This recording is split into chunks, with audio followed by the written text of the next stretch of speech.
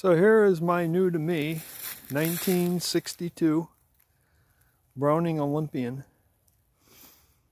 By the way, today's I think January 20th. It's 25 degrees out and I'm at Chicago Bowhunters Club.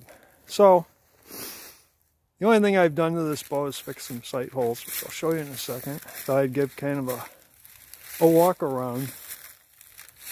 It's a new Flemish string, but you can see dark green on the back, light green on the belly. It's got the nice India rosewood overlays on the belly side. Freaking beautiful bow. This bow made in 1962, which means I was in kindergarten when it was made. It was the first year Chevy took the fins off their car. It's been a while. And this thing, I think, is in incredible shape. I'll walk in a little bit here. Look at some of the features. Look how thin and small. Getting some weird color here, but the tips are. And let's see if we can get it to focus. There's a tip wedge in there. I hope you can see that. I'll take some pictures. And as we go down here to the riser, East India rosewood again. I wish I could get the camera to focus better. In between each wood lamination is fiberglass cloth. Not the fiberglass belly, fiberglass back, but you'll see like a, maybe, you'll see like a black line.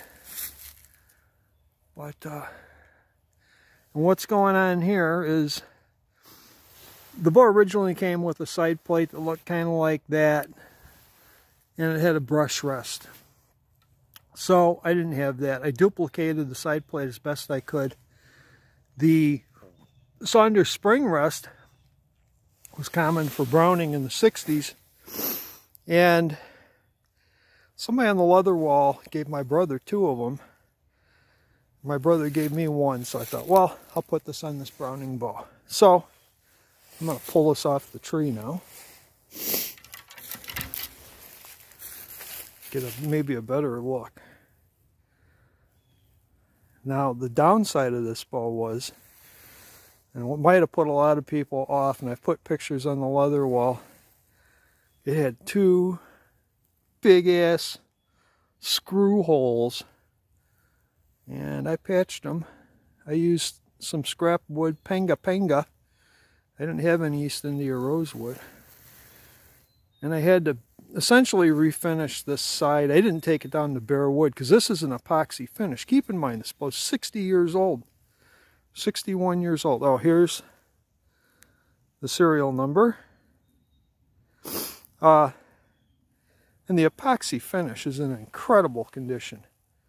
This lower tip overlay to me looks like it may have endured some hardship in the past, but it's intact.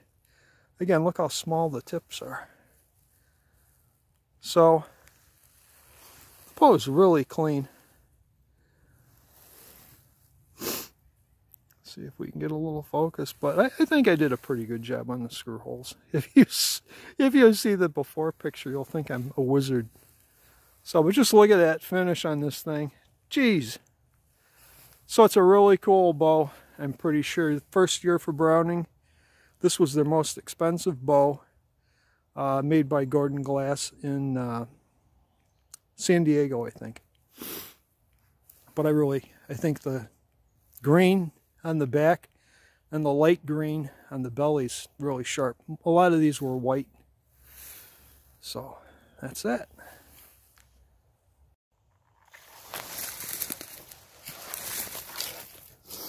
Okay, so I propped the phone up in a little bush. Hopefully I'm in line with the phone.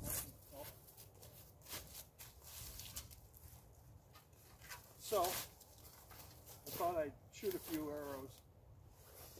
These are 500 spine carbons, 125 grain point, weighing in between 380 and 387.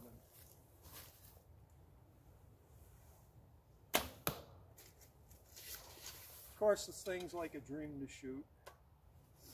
Very nice. No hand shock, pretty quick. So this is 40 pounds. I'm shooting 380 to 390. Assuming I'm pulling 28, which I probably am not. I try and be more focused on that. But it's pretty cool.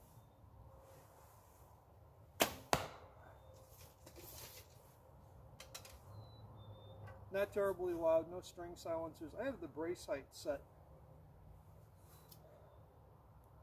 I think it's like 8 3/4, maybe 8.5, as measured by Browning from here.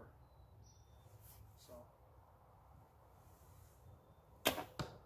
the recommended was 9 1/4. I just can't see bracing it that low. I mean, I'm halfway into the recurve, I think. So that's that. Pretty cool bow, huh?